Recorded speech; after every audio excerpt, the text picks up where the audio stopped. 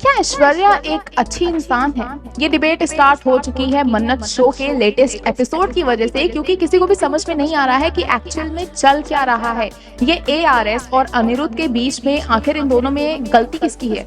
कौन है जो विलन है, कौन है जिसने खुद को उस विलन से बचाने की कोशिश की है? क्योंकि इस वक्त पे जो एआरएस का फ्लैशबैक हमें देखने को मिला है उसमें अनिरुद्ध गलत लग रहा है। अनिरुद्ध पूरी तरह से ऐश्वर्या को परेशान करता हुआ नजर आ रहा है और दबाव में आके उसे मन्नत को जन्म देना पड़ा, क्योंकि वो अबॉर्ट भी कर सकती थी। उसने ऐसा नहीं किया क्योंकि उसके हेल्थ इश्यूज की वजह से शायद उसकी जान चली जाती, इस वजह से उसे मन्नत को जन्म देना पड़ा। और वो नहीं चाहती थी कि दूसरी कोई सोनिया खन्ना बने, कोई रिसोर्सेज नहीं थे, वो उसे कैसे पालती, तो इसलिए उसने उसे नदी किनारे मरने के लिए छोड़ दिया था।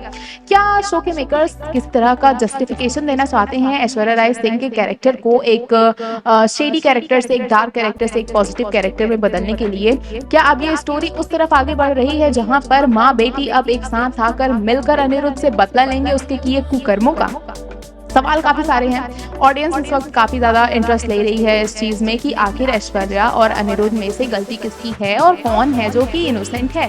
फिलहाल अगर हम बात करें ऐश्वर्या राय सिंह की, तो इनोसेंट तो बिल्कुल भी नहीं है, क्योंकि उसके बाद भी उसने जो गलतियां की हैं, मन्नत को एक तो नदी किनारे छोड़ना कहीं से भी जस्टिफाई नहीं करता है कि कोई भी इस चीज का जस्टिफिकेशन नहीं दे सकता है, चाहे वो शो के मेकर्स ही क्यों ना हो, और किसी को मरने के लिए छोड़ देना ऑब्वियसली। और अगर हम बात करें ऐश्वर्या राय सिंह के आने वाले दिनों में जो उन्होंने आने वाली लाइफ में जो किया गगन के साथ, उसकी पूरी प्रॉपर्टी एक तरह से उसकी ओनर बन गई। ठीक है, गगन कहीं ना कहीं नालायक सा है, लेकिन उसने पूरा संभाला बिजनेस और उस रास्ते पे चलते हुए उसने काफ़ी गलतियां की हैं।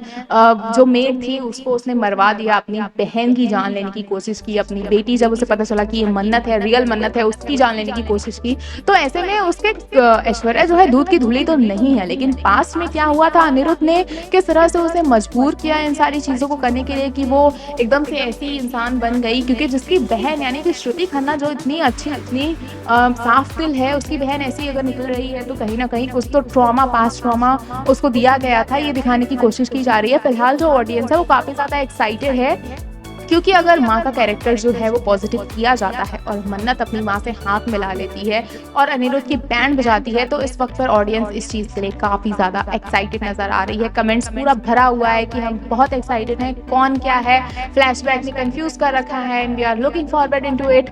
सो I am very happy for them, क्योंकि मन्नत के टीआरपी रेटिंग्स बढ़ने बहुत ज़रूरी हैं। फिलहाल शो इस वक्त पे काफ़ी अच्छा कर रहा है और ऑडियंस को इस तरह से हुक करना, काफ़ी अच्छा रिस्पॉन्स मिल रहा है इस वक्त पर उनको, तो ये काफ़ी अच्छी चीज़ है। तो आप लोगों से यही मेरी रिक्वेस्ट है कि प्लीज़ आप लोग जो मन्नत शो है उसको टीवी पे देखना ज़्यादा पसंद करें, टीवी पर देखें इसे, और बस वेट करें आगे क्या होने वाला होता है। क्योंकि मुझे तो ऐसा लग रहा है कि शायद ये इस बात सच हो और विक्रांत पर अब फोकस जाना चाहिए शो के मेकर्स का कि विक्रांत के पास का क्या। नीतू जो कर रही है, नीतू भी बहुत गलत हो चुकी है इस वक्त पर, तो नीतू को भी ट्रैक पे लाना बहुत ज़्यादा ज़रूरी है। नो डाउट वो विक्रांत से बहुत ज़्यादा प्यार करती है, बट स्टिल उसे नहीं समझ में आ रहा है कि कौन सही है कौन गलत, और वो काफ़ी गलत चीज़ें भी कर रही है मन्नत के साथ, मन्नत की माँ के साथ। तो इस वक्त पे विक्रांत का जो पास्ट है उसको भी सामने आना चाहिए। अब देखना ये काफ़ी ज़्यादा इंटरेस्टिंग होने वाला है कि मल्ला के रास्ते से हटने के बाद मन्नत और विक्रांत की कहानी कब वापस से शुरू होगी, कब वो दोनों एक दूसरे के साथ आएंगे, उनकी शादी होगी। मुझे ऐसा लगता है कि विक्रांत के पास्ट का जब रिवलेशन होगा उसके बाद ही मन्नत का और कुछ